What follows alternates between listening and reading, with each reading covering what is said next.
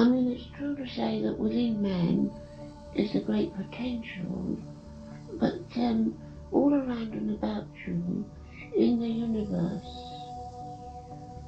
is the knowledge and is the experience, is the realization and the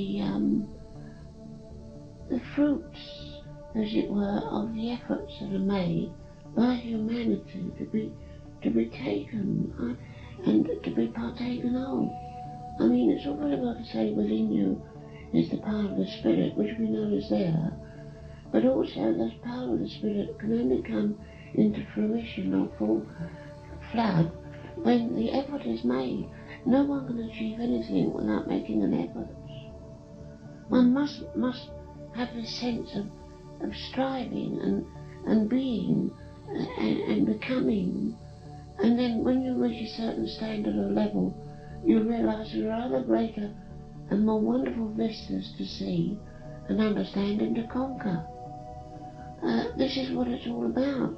Life is all a simulation of new and wider vision and experience. I mean, it's all very well to say that it's all there. It is all there, but it's not only within you, it's without. The whole universe is full of it. People don't realise what's going on in the universe. They don't realise that everything there is to be tapped. Everything is there waiting to be seen, to be heard, to be experienced. It's not just nothing in the atmosphere, it's something, a tremendous something. All knowledge is secreted there. Everything is there. Everything can be found and discovered, if only you make the effort. Everything is a sense of achievement, and I think this is human as well, inasmuch that if things are just there and you're aware of them without any effort, there's no satisfaction. You must make effort. Everyone must. It's like school. Everyone is studying. They don't perhaps always realise that they are in a sense studying, but the point is that it's there. It's all there to be brought out and to be discovered and to be experienced. And there's no beginning or no end to these things.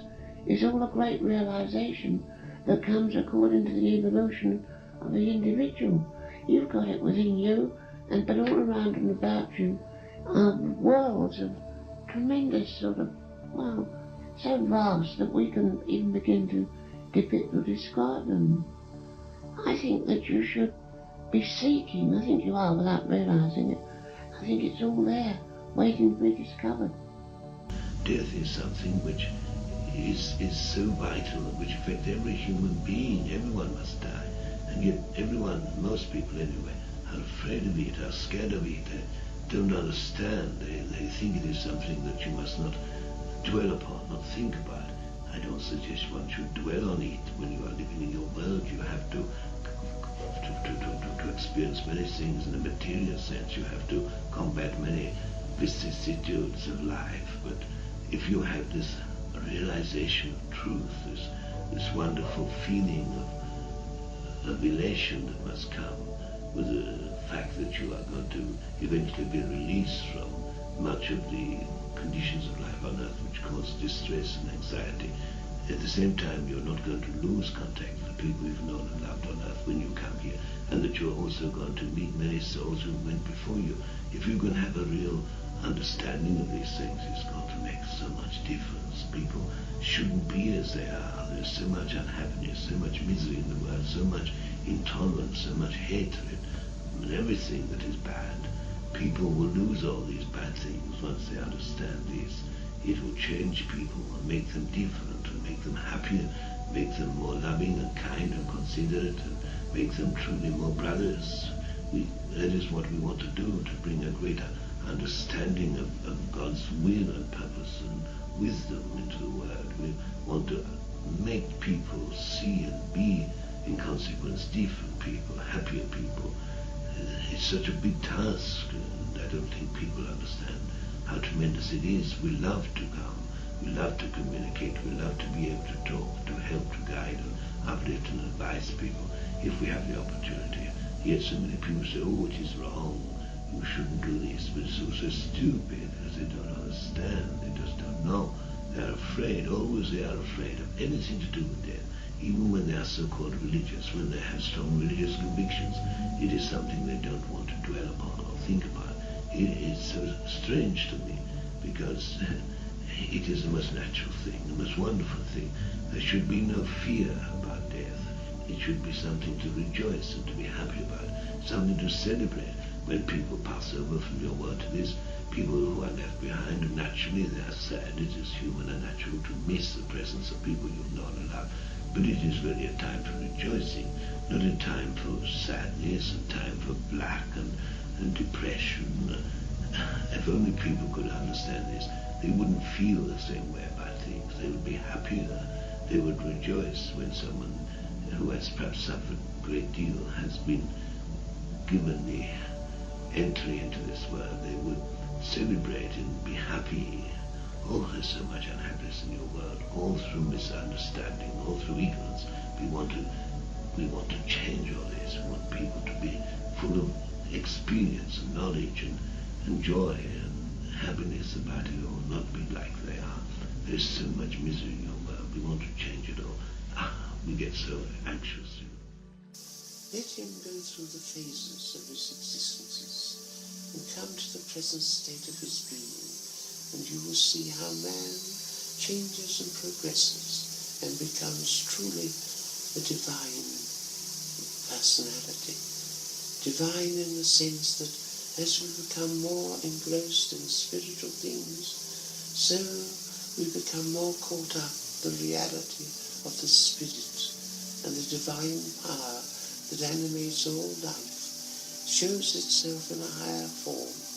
This is what we desire, that you should see our aspect of truth on many levels. Never be afraid to see on the lowest level of consciousness, for from this you can learn, as you can learn from the highest. On all levels that we may bring you souls, there is a reason and a purpose and a meaning behind all that we endeavor to do. Be patient. Realize we do everything in our power to help you, that our love is ever strong, that we shall endeavor to assist you in every way that we can. And to those of you who perhaps, even at this stage, feel desolate, feel sometimes that you are adrift away from these things that mean so much, and above all the ones that you love so desperately, know that they understand. And they appreciate your tears. They appreciate your feelings and emotions. And yet, of course, in a sense, it distresses them to see you unhappy. And yet they are human enough to know that this is natural. And that in a sense, they perhaps would be at a loss if you did not show this emotion. How strange and mixed we all are. How involved. Perhaps more than perhaps we realise at times, one with the other. Grief is an understandable thing, and we sympathise with those who grieve. And when you grieve, those whom you love grieve with you. Grieve in a different sense, of course. They grieve perhaps because you have not grasped or cannot realise how near they are to you, how their love is strengthened by your grief even, how they are strengthened by your love, how they want you to find that peace and that joy that can come from true understanding. Time in itself is but a dream. The time will pass, and then you will see with a clearer vision these things of which we speak. Those whom you know and love, those whom you seek to be near to you, close to you, are near to you, are close to you. They want to help you. They want you to be happier. And do not grieve too deeply, but rejoice in truth and in knowledge and in love. Know that nothing can separate you, for love overcomes all things, even death. But as I say, everyone that comes can only tell his own story in his own way. And although there may be differences in the way, gradually you find it all dovetails in. It all tallies. It's like a jigsaw puzzle. Every little bit's important to the whole. Yes, that should make all the stories very, very interesting, all the variable ones. Yeah, they will be most interesting, I know that.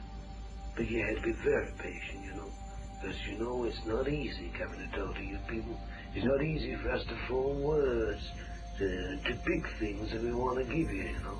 Whatever we tell you, I want you to realize it can only be just a glimpse of what we're trying to convey. We've got to bring it down to material language, and much must be lost. Well, we do our best, you know. Those glimpses would help us all a great deal. Well, I want you to know, above anything else, is that whatever your life has been on earth, whether it's been very good, very bad, or not so bad like most people, there is a chance. There is a home. There is a hope.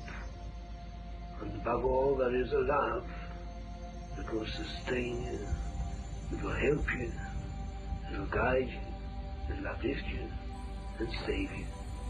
There's so many friends here of all degrees, all conditions, the stages of development, are always ready to give a helping hand to a newcomer. No one need fear dying, no matter what his condition is.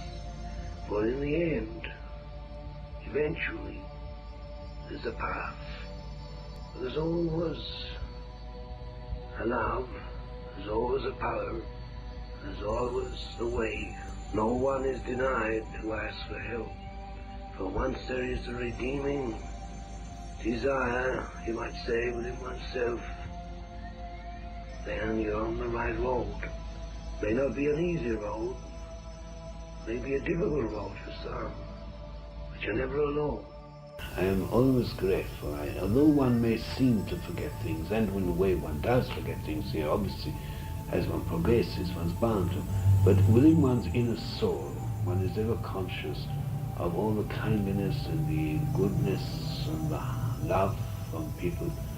It is as if it all has become so, I don't know, so tremendous that it carries one on. I think we are carried on the wings of love. I'm sure of it, that none of us can achieve anything, none of us can become anything, unless it is through the efforts of others and their thoughts, not always the material things, but the thoughts and the love that people give to us. You know, I was fortunate. Sometimes you may think, reading my life, as you have done so many times, that I was the most unfortunate man. That in many ways I was most fortunate, that I did make the friends and have the companions that I have. It is true, I had my heartbreak and my disappointments. That is human, that is life. But one must be grateful for what little one has from time to time, and I have in many ways a great deal. My health was my main problem. Yes. I suppose if my health had been stronger, life perhaps would have been extended for me and I would have achieved much more. But then perhaps it was better so. Who knows?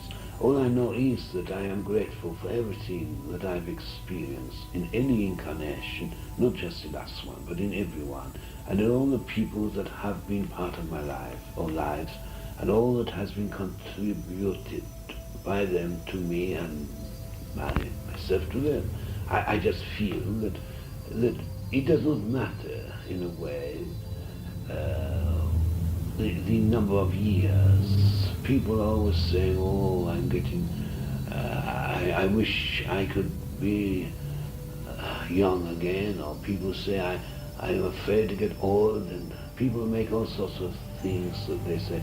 Actually, what is important, it is not how old you are or how many years you may become. It is what you are inside you and what you may have achieved, not for yourself, but for the good of others. The love that you give out, that is the important thing. It is not in time that matters, but in quality, in effort, you know. Yes. I don't put this very well, but I feel it very strong.